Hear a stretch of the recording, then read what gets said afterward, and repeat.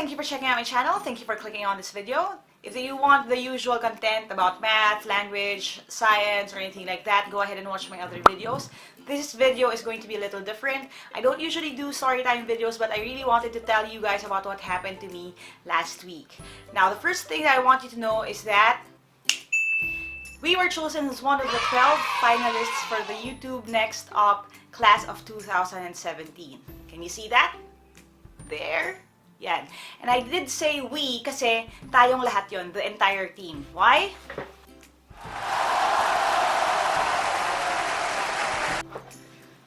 See? Team Lyqa was chosen as one of the 12. Now, 12 lang yon, selected from the entire pool ng mga sumali dun sa competition. And Google kindly chose us as one of the 12. Now, I did post a few things about that last week, but I really never got to talk to you about it. But sa short lang na explanation, YouTube NextUp is basically a way for YouTube to help up-and-coming YouTube creators to kind of level up what they're doing for their viewers. Now, you guys know that I do all of my videos on a dime. Ibig sabihin, whatever money comes in, I use it to buy more equipment and stuff like that. But really, it's never really enough because, you know, maraming demands and maraming mga needs na kailangan punuan. But because of this competition, it enabled me to level up my video production. I learned a lot of things, and I'm going to use all of those guys to maybe help you learn so much more. Now, one of the things I learned is better lighting when it comes to making videos. You all know that I shoot from my window. That's my window. But with the prize money and with the lessons that they gave us, we're going to switch things up a bit. Okay, so yeah, that's our first na light there. It's a prize that I got from the competition. With the winning that, we were given 90,000 pesos to spend on equipment. So meron tayo niyan, and for a little bit of drama, we have alright, di ba? May onting pa Christmas lights kahit hindi pa Christmas. Now, the reason why meron tayong Christmas lights din at dahil medyo kailangan natin ng onting mood is because Christmas really came early for me this year. Now, besides the super cool jacket, di ba? Kasi pag nananalo, binibigyan ng jacket. Besides the jacket, we were given a lot of things. We were given a 6-day, 5-day, basically training camp, explaining to us yung mga concepts about lighting, about filming techniques, about stuff like that. And I was also given the opportunity to film in a studio. So, let me give you a quick rundown of what happened last week. Day 1, first thing was yung press conference. We were all introduced to the press. We were given opportunities to answer some of the questions. And I was really nervous about this. Actually, wala akong footage at all. The reason was because sa sobrang nervous ko, I left my camera, which was the one thing na hindi mo dapat makalimutan kasi nga YouTube event siya. And that was the entire purpose of us being there. But sobrang nervous ko, naiwan ko yung camera ko sa bahay. So my little sister had to bring it to me, to the hotel. And that was it. So that was the first thing. I was also pulled aside to have an interview with GMA News Online about what we do here, yung purpose ng team and everything like that. Some of my idols when it comes to video production or when it comes to educational videos online. And if you want to read the article about us down below, you can click the description box to find that GMA News article. We also met our mentors, had some time with them discussing yung mga ideas namin for videos. Kasi all of us 12 were required to produce a video about what we learned and using all of the tools that were made available to us during that week. After that, there was the YouTube launch party. So there were a few famous people who were there then to attend. I had a great time with some of the people I met there, si Chubes. Did I say that right? And I also bonded a lot with Gail, who was one of my co-creators who are there, yung mga NextUp namin. If you don't know Gail, she makes really good videos about doll customization. So if you're interested in that, or if you want something to soothe you when you're anxious, go ahead and check out her channel. After that day, we moved on to day 2. Day 2 was workshops, a chroma room. We were taught how to use the green screen. Now, I'm not able to do that right now, but maybe someday, diba? We don't know. We also had a session with Sir Blake, who was our mentor for the entire week. If you want to get to know him, he's a really cool guy and very generous with what he knows. And he also has a YouTube channel of his own where he does reviews of mga tech stuff. You can go ahead and click the annotation there. Anong gabi na yun, we had a Halloween parang themed na acquaintance, parang dinner or party with a bunch of the Google people who were there with us. So we had fun bonding with them. We also had fun bonding with each other. But I had to leave a little earlier than most of them kasi I had a deadline. Okay, I had a deadline and I also had to make a video for you guys kasi I know you were waiting on it. So that's what I did. I made yung recent video natin, yung difference between exception and exempt. So if you haven't seen that yet, go ahead and watch that. Now, after that, after day 2, day 3 was another set of workshops, more hands-on, about lighting, about equipment, stuff like that. And we had a great time during day 3 rin, bonding. We also went to a different restaurant for dinner. Now, I know parang masyadong ma-food yung pinag-uusapan, no? But I'll get to my point really quickly. We went to Toyo Eatery. Now, it sounds like your normal karinderya, Aling Nena's Eatery like that, pero hindi ganon at all. The food was elevated, parang gastronomic experience, Filipino style. So, these were just some of, I'll pop it up dito sa taas, some of the food that we ate. See, that's what I was talking about. We had marang na langka. So, mo siya sa mga magninat siya. Lasa siyang langka, oddly. Tapos, ang pinaka-highlight doon sa entire thing was yung kanilang garden salad. Now, if you say garden salad, what you think would be a bowl, di ba? Na may mga lettuce, may mga pipino, ganyan. Pero, look at what their garden salad looks like. Yep. Nung first time ko nakita, sabi ko, wait lang, didiligan pa ba namin yung halaman? Hindi pa ba siya tumutubo? Hihintayin ba namin siya tumubo? Parang gano'n.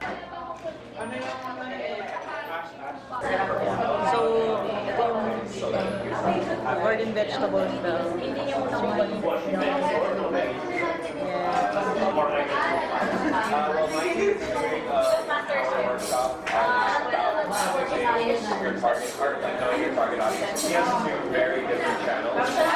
Alright, so that was me eating yung garden salad na yun. It was a real unique na experience sa life ko, no? But more than the food that we ate, and yun nga, differences din sa perspective regarding whether it was good or not, what I appreciated most was the passion and the dedication that the crew put into making those food. I was privileged to sit dun sa end ng table, so I was facing yung big window nila na ganyan, where you can see the open kitchen, so you can see the chef and all of the other cooks, the line cooks, assembling the food, and you see talaga that sobrang intense nila, putting every little thing together, talagang sobrang detailed, and I appreciate that a lot. I saw na they're putting in so much work dun sa food, so I may not enjoy it as much as as much as someone else would, yung lasa ng food, but the attention to detail, the dedication, and the creativity that they put in to their food, I appreciated that a lot. You know, one of the things that we do here on YouTube is to make videos and create and make things and basically express ourselves.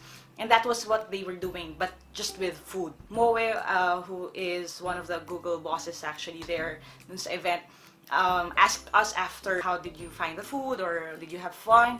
And ang sabi ko was that this will be a truly memorable experience for all of us. And it really was, not because the food was, alam niyo, just unique, but for me, it was an entire experience. Kasi don't go to places like that naman to eat. You go to places like that for an experience. And really, it was an experience, a truly memorable experience. So, that was day 3.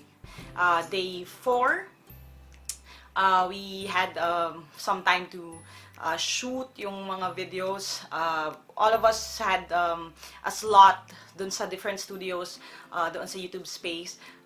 We had 3 hours to shoot a video.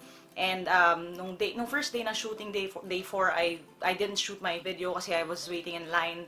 Day 5 pa ako mag-shoot. Pero one of the things that I enjoyed was basically participating in the other videos that my colleagues were making. So we had a few cameos here and there. I'll link all of their videos as soon as they are ready to upload dito sa baba. Some of them are already up online, so I'll link those then sa description box and dito sa annotation, so you can go and see, maybe catch me in one of the frames. And it was really fun to collaborate with people kasi diba, I do all of this by myself. Just me and my camera. I don't even have someone to check if tama yung alignment ko or anything like that. But to be there with a lot of creative people and just talk to them, exchange some of the things that we learned throughout the journey, it was really fun. Thanks. Matthew, I've always wanted to meet you. Oh, thank you. My entire family has been a fan since the earlier videos. Can you say Thank hi you. to my just Of my course. sisters, Yes. Abby, Jan, and Leia. Abby, Jan, and Leia. And with the mic. Hi, Abby, Jan, and Leia. Hope to meet you one day. See, look what I'm with. Thanks. Day 5 was my own shooting day. In the morning, I just did a few cameos sa mga projects ng mga teammates ko. In the afternoon, dun yung shooting time natin. So, 3 p.m. dapat siya to 6 p.m. Pero since the person before me ended earlier, I started a little bit earlier. So what happened was I tried to shoot as many content as possible. So I made an updated and better video about our speed mask techniques. I made a video about, well, secret na lang muna. I made a few other videos that I really loved. So I tried to maximize the time nga. So that was an entire experience. Having a full crew na nandun lang to ask, alam niyo yun, to ask really kung paano nila kami matutulungan. It was a different experience. Nahihiya talaga ako sa kanila kasi every time nabubulol ako na kailangan mag-take ng bago, nahihiya ako kasi they have to roll again, they have to do things again, mag-arrange ng mga lights, mag-ayos. Nahihiya ako kasi parang I feel like, alam mo yun, parang I'm not worthy of that. I forgot the pause after the whisper. I'm sorry. One more. Thank you. Sorry. If I faint, my medic naman. But they were all really accommodating. So thank you kay Michelle, kay Ben. I forgot the names of the others. But thank you so much for your help. I know my team will also appreciate that. So thank you guys for that. It was a great experience. Alam niyo yun, just seeing all this equipment like that put up na ganun just for us. It was really good. And I learned a lot of things. I also had the chance to teach Sir Blake a few things then, so I'll show you guys that on one of the next videos that I'm going to post. Another thing that I appreciated was yung camaraderie lang ng lahat. It was a really positive experience. Day 6 was, the end of day 5 was just me panicking actually. Panicking kasi all of the video files were large and my laptop cannot handle that much content kasi yung laptop ko is hindi naman siya ganun ka bongga, no? And all the files that we shot were in MXF format, so hindi siya nababasa ng computer ko. AVI, MPEG, MP4, ganun lang yung kaya niya. So nung night before the presentation, wala pa akong magawa. Hindi ako makapag-edit or anything kasi kailangan I convert yung files. And I didn't know any program except what I was using right now, which was Cyberlink, okay? That I bought. So yun, hindi ako marunong gumamit ng ibang mga programs, so I really couldn't do anything. And I was so panicked and worried na wala akong i-present the next day. But the next day, when we woke up early, Sir Blake was there and Sir Jose was there, everyone was there, and I was able to ask them for help. And when they found out that I had trouble converting my files kasi I couldn't manipulate yung mga MXF files, they jumped in and taught us how to convert the files. And si Sir Blake pa nga mismo yung nandun, tsaka si Sir Jose, sila yung nag-click-click dun sa malaking Mac na para mag-convert ng files, para may edit ako. And of course, my mentor Josh was also there to assist us and ask us if they can help us with anything. The only problem was I couldn't really maximize my time with him and ask him questions kasi I was so busy, alam niyo yun, guerrilla editing my presentation para may present ako. So that was an entire experience, pero exciting, para kang nagka-cram talaga for school. I managed to make at least a short video and I'm going to give you a quick preview right now. I know most people don't like talking about math, but there is a little secret. There's always a secret. Faster technique.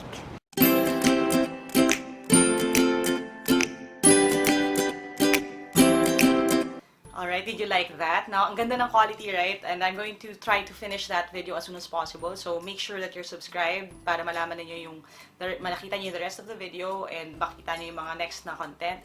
Hit subscribe, hit the bell icon para ma-notify kayo pag na-release na yung video na yan. I'm excited about it kasi it's the first time that we're in a proper set with multiple cameras, and I tried out yung making yung moving animation. First time din yon, so that was an entire thing. Another highlight of the event was yung film showing. We showed all of our content, and I'm so happy kasi even though sobrang rough cut nung pinakita namin, especially ng akin, kasi all of my other co-finalists, ang gaganda nung ginawa talaga nila eh. So, again, yung mga finished product nila, kung tapos na nakalink down below, no? But I was so nervous kasi ang pangit nung sa akin. Pero it was really great kasi very encouraging naman sila, and even sila Enrique, and sila Suzanne, and sila Moe, and all of the other directors sila Sir Blake, they were very encouraging about what we were making. And one of the things that my sister said before I left for the camp, and one of the things confirmed by by my mentors and all of the people there, was people don't really go naman for dito sa channel na to just to be entertained. They go here for the content. So our content is king. Our content, our message, all the techniques and stuff like that. What we're going to do lang is to make it parang present it better, 'di ba? Parang pag kumakain ka, 'di ba? If you're presented with something na nakalagay lang sa plato na parang hinalo-halo lang, 'di ba? It's different kaysa dun sa pinesent ng maayos yung pagkaka-plate. So yun yung gagawin natin ngayon. That is my goal, to improve my video quality para you guys will learn better pa than before.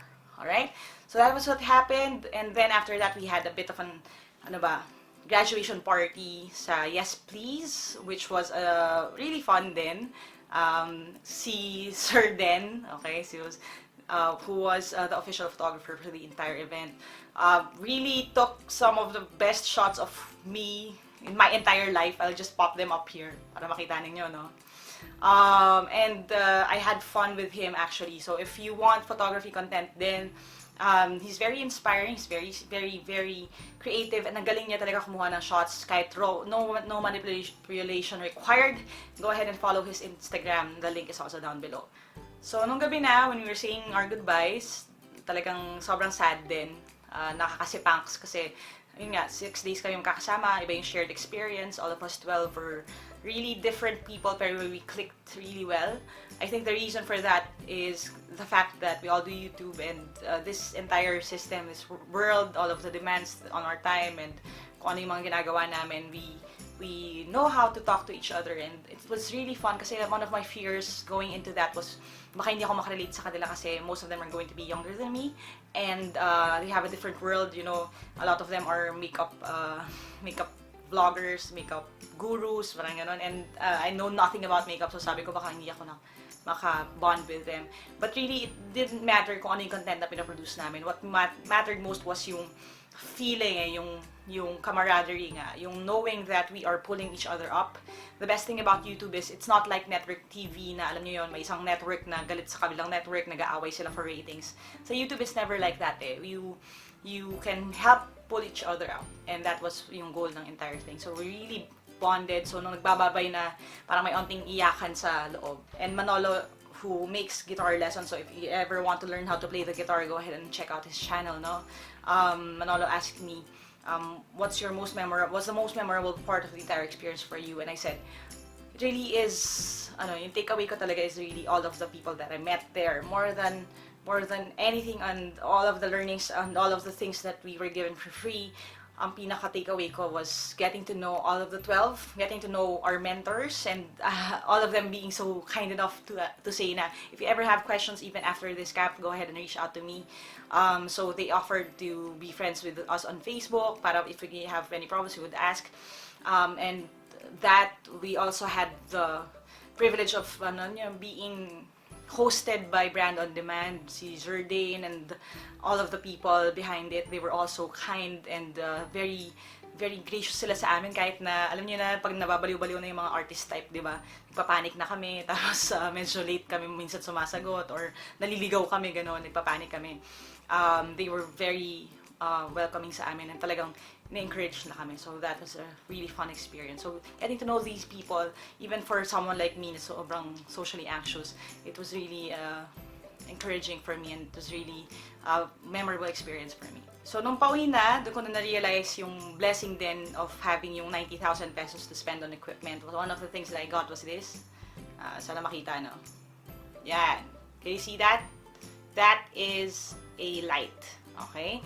It's a light for LED light siya. Yan. So may ilaw na tayo, hindi na lang laging sunlight. So I've set up my room na parang basically suggestion din ng mentors instead of using 3-point lighting na gano'n. Since sobrang small ng room ko. As in, sobrang small niya talaga. As in, ito, abot ko na yung wall, oh. Yan. Tapos abot ko na rin tong wall na to. Tapos I have my bed here. So, 2-point lighting. We have the window, this, pambalanse, para hindi naman isang side lang yung may ilaw. And then, I just bought Christmas lights for the back para may onti tayong background naman na pa-effect, no? So, that was one of the things that I got. But the major one really was this. Tada! Now, if you're not familiar with the paper bag, I know some of you already are kind of freaking out.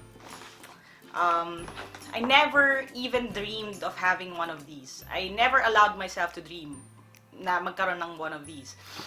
Kasi hindi kaya ng budget ko. One of my principles regarding financial management, and I hope that you apply this in your life din, no, is that I don't buy anything for credit. So, I buy everything cash. Now, the reason why, syempre hindi naman ako bibili ng bahay ng cash, di ba? Imposible yun. Pero for mga things na, like cellphone, yun nga, laptop, equipment, all of these, I don't buy them on credit. Ibig sabihin, hindi ko siya pinangpangutang, hindi ako nag-credit card. I buy them ng straight cash. So, sabi ko sa kanya, hindi ko kaya kasi hindi ko kayang gumastos ng ganong kalaking pera sa isang bagay na possible na mawala or masira. But with YouTube NextUp, this became possible. Now, this is my first... baka umiyak ako. Okay, buti na nga lang busy ako nung tinawag ako ni Jardine para pumirma dito eh. Kasi kung hindi ako busy at ngarag dahil dun sa presentation, malamang umiyak ako doon at nag-breakdown ako doon. In this box is my first ever